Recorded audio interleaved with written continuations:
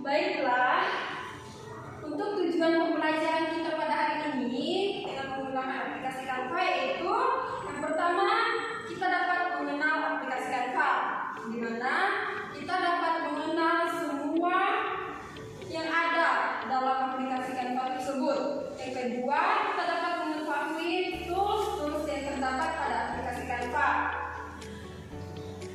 di mana kita dapat mengenal desain, dapat mengenal elemen, dapat mengenal unggahan, dapat mengenal teks, dapat mengenal gambar, serta dapat mengenal project.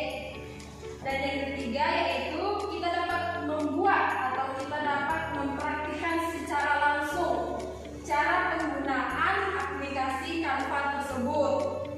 Seperti kita dapat membuat logo, dapat membuat poster, dan lain sebagainya.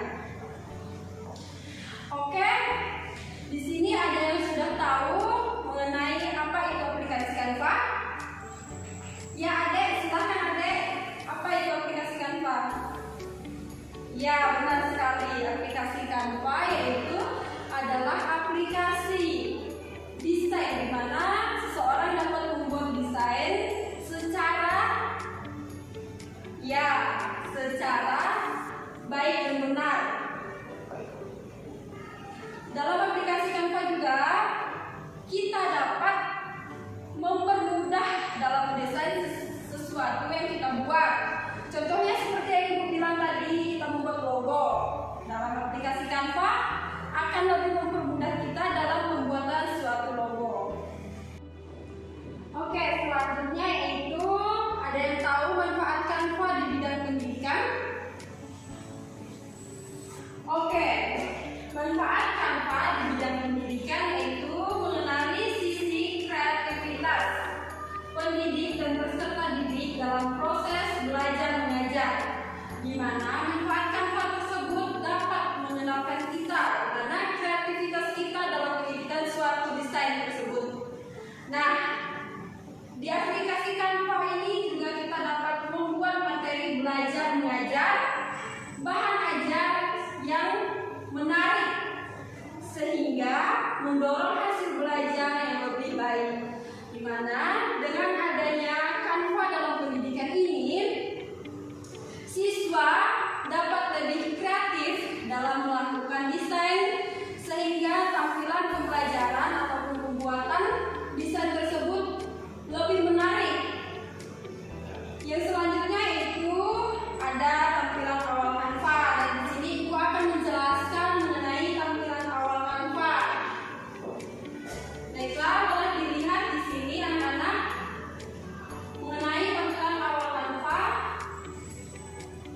Yang pertama yaitu ada beranda, di mana beranda ini dapat kita gunakan dalam pengeditan suatu desain grafis.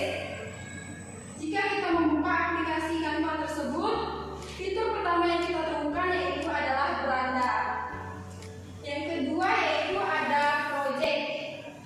Dalam sebuah aplikasi Canva tersebut, yaitu kita dapat menggunakan project, di mana kita dapat menyimpan file-file yang kita gunakan. Yang ketiga yaitu ada care.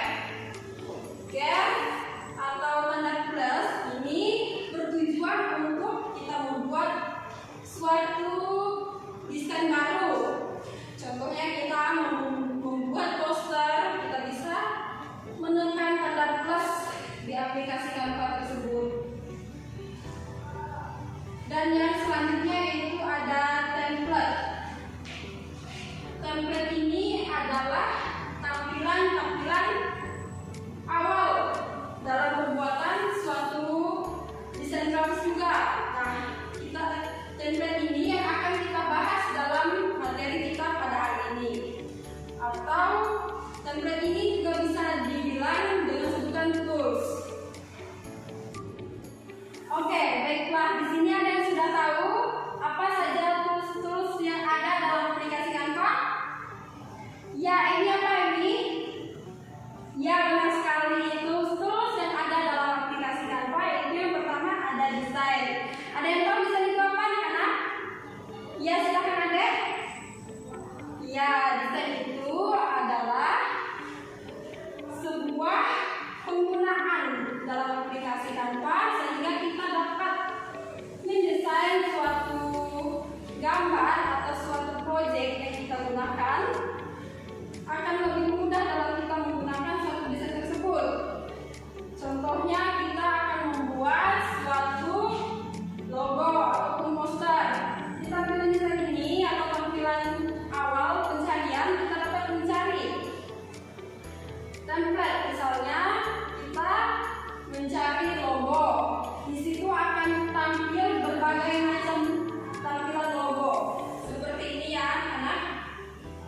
Nah selanjutnya yaitu ada elemen. Ada yang tahu elemen itu apa? Ya silakan Pak Ari. Ya benar sekali. Jadi fungsi elemen ini yaitu kita bisa mencari semua stiker yang ada dalam aplikasi Canva tersebut.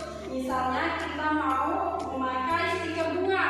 Di sini banyak sekali kita cari stiker bunga, banyak sekali template stiker bunga yang akan muncul. Yang ketiga yaitu ada unggahan. Ada yang tahu unggahan itu apa anak? Iya Kak Emi, apa Kak Emi? Iya benar sekali, unggahan itu yaitu adalah tools untuk mengunggah foto. Misalnya kita ingin mengunggah foto kita akan mengunggah foto kita melalui galeri yang ada di sini. Yaitu selanjutnya ada teks. Nah teks ini di tools bisa kita gunakan untuk menulis berbagai teks. Ya benar, di teks ini kita bisa mencari berbagai fitur-fitur teks. Misalnya kita ingin mengedit teks kita, di sini banyak sekali template yang sudah disediakan untuk kita mencari teks yang akan kita pilih. Yang selanjutnya apa lagi Bang? Ya project ini berfungsi untuk melihat project kita atau project yang sudah kita buat dalam aplikasi Canva tersebut. Misalnya kan tadi kita sudah membuat suatu logo. Nah di project ini kita dapat mengetahui hasil kerja kita. Ya selanjutnya itu ada gambar. Nah gambar ini berfungsi untuk kita menulis. Misalnya kita ingin tanda tangan di gambar tersebut, kita bisa mencoret-coret atau menulis sesuai dengan karakter kita atau keinginan kita tanpa harus kita mengetik. Yang terakhir yaitu adalah aplikasi. Aplikasi ini yaitu berfungsi untuk menambahkan link yang bisa kita buat, misalnya seperti link YouTube kita ataupun kartu nama kita. Ada yang belum mengerti anak-anak? Apa Bang? Ya, oke. Link ini misalnya link YouTube kita bisa memasukkannya ke dalam aplikasi yang sudah tersedia dalam tools Canva tersebut. Jadi kita tinggal masukin link kita tersebut. Oke.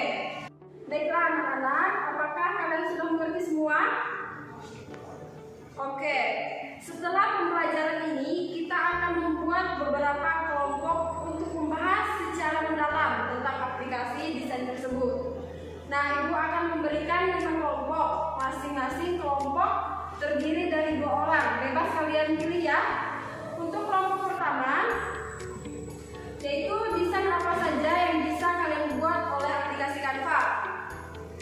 Untuk kelompok yang kedua, apa kekurangan dalam aplikasi Canva tersebut?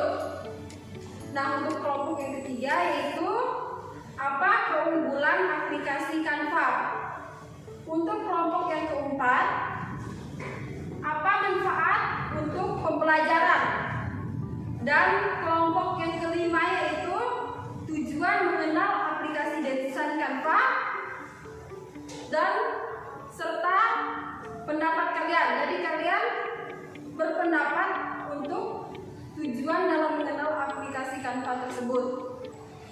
Oke, jadi kita tadi sudah menyaksikan 5 kelompok yang sudah maju di depan. Anak-anak, terima kasih karena bertemu